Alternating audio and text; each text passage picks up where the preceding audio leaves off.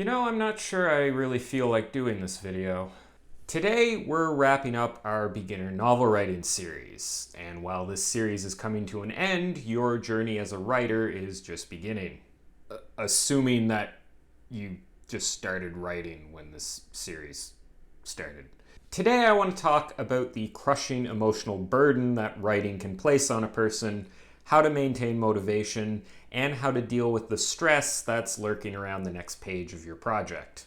These are the kinds of things that make people either quit writing entirely or jump between projects without ever really finishing anything. Let's start by talking about commitment. Wait, do I actually want to do that? Well, I guess I have to. I said the first part. A lot of people sit down to write a novel during a burst of intense excitement about an idea, only for the project to be abandoned shortly after, once that initial burst of motivation runs out. Writing a novel is a marathon, not a sprint, and you need to approach it that way. When I first started writing, I fell into this mode of thinking. I'd get an idea for a novel, write a few thousand words in a burst of enthusiastic keyboard massaging, and then just kind of peter out. This only changed for me when I started treating my novel projects as a commitment rather than just something I took on a whim. Just something I took on a whim. So what exactly does it mean to commit to a novel? It's going to look different for everyone, but for me it meant a few different things. First, I started setting out specific time for writing. In my case, this was first thing in the morning, but for you it might be every Saturday afternoon or on your lunch break or in the evenings. Committing to spend specific times writing means that you will, if nothing else, have at least planned out enough time in order to get the project finished. Related to this is tracking progress and having a time frame in mind for completing the project. In my case, I started keeping track of my daily word count, but there's other ways to do that. I took the amount of words I could usually write during one of my sessions and just figured out how many days it would take me to get to a whole novel and kind of set that as my target end date for finishing the project. And lastly, the most important part of a commitment, putting guardrails in place for when your interest in the commitment starts to falter. This is a good segue to talk about motivation, with the caveat that this is way too broad of a topic for me to cover completely in one video, which is why we've had like 3 or 4 videos on the topic already. It is exceedingly rare for a writer to attack a manuscript with tenacious ferocity every single day of the project. It is normal and nearly inevitable that you will encounter motivation deficit fairly early on in the project, and instead of being exciting to work on, it will be work.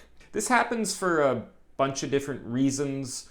One is just human nature. Your brain is wired to seek reward, and if something doesn't produce a reward right away, you're naturally going to start to look for other novel things to pursue. Also, if you think about it, when writing a novel, you are essentially going through that story a few dozen times. Any story, even the most exciting and enthralling one, is going to lose some of its allure if you've become too familiar with it.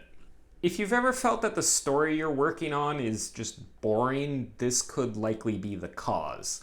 It's not necessarily that the story is boring, it could be, but it's likely more a case that you've just become so familiar with it that it's no longer surprising or exciting. And of course, there's everyone's favorite companion, well-entrenched self-doubt. A lot of times when motivation is zapped on a project, it's because we feel it's not turning out the way we hoped, or the idea isn't as good as we thought it was, or we just feel like we're terrible at writing. I mean, I literally had all these feelings at this exact point when I was writing this script this morning. It's natural when you're in the bowels of a project to have these feelings, and they can really make it hard to finish the project. So how do you overcome all these obstacles? The most important thing you can do is to keep going. This harkens back to the commitment thing I talked about earlier. I know I keep saying the keep going thing in like every single video about motivation. That's because it's important. Or maybe it's because I've run out of ideas and have nothing else useful or helpful to say. Maybe I've been a fraud this whole time.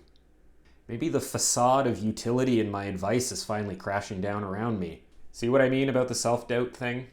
This is one case where ignoring the problem might actually be the best way to get through it. And that's what the people who are successful writers do. They push through. They keep going in spite of their doubts, in spite of their lack of motivation. They do the hard things. That doesn't mean that you shouldn't have support structures or that you should keep working at the expense of your physical and mental well-being. What it means is you need to find support to finish a project besides just your excitement for the idea. Let the concern and fear and worry you have about the quality of the project drive you to improve your skills rather than driving you to quit. Finishing a project takes effort. If it was easy, everyone would be writing a novel. And the fact is that most people who start will never finish. Sometimes this is due to factors beyond that person's control, but a lot of the time it's because they didn't commit and they didn't push through and they didn't put supports in place for when their motivation and their desire to finish the project fell through. Writing is a lifelong journey that extends long past any single project. It's a frustrating, maddening, lonely, and at times difficult process, but if it's something you have a passion for, then it's worth all the pain. The rewards you get for seeing things through are worth every bump in the road along the way. Just like watching this video was worth every bump in the road of watching this video. That transition to the conclusion was a little bumpy. So there you have it. I hope you enjoyed this video and found the advice in it useful. Be sure to check out the other 2 videos in the beginner novel writing series and all my other writing advice related videos. If you like what you see, why not subscribe to my channel? I post new writing advice related videos every Wednesday. Thanks for watching, and I'll see you next time. I feel like my hair got messed up like halfway through that.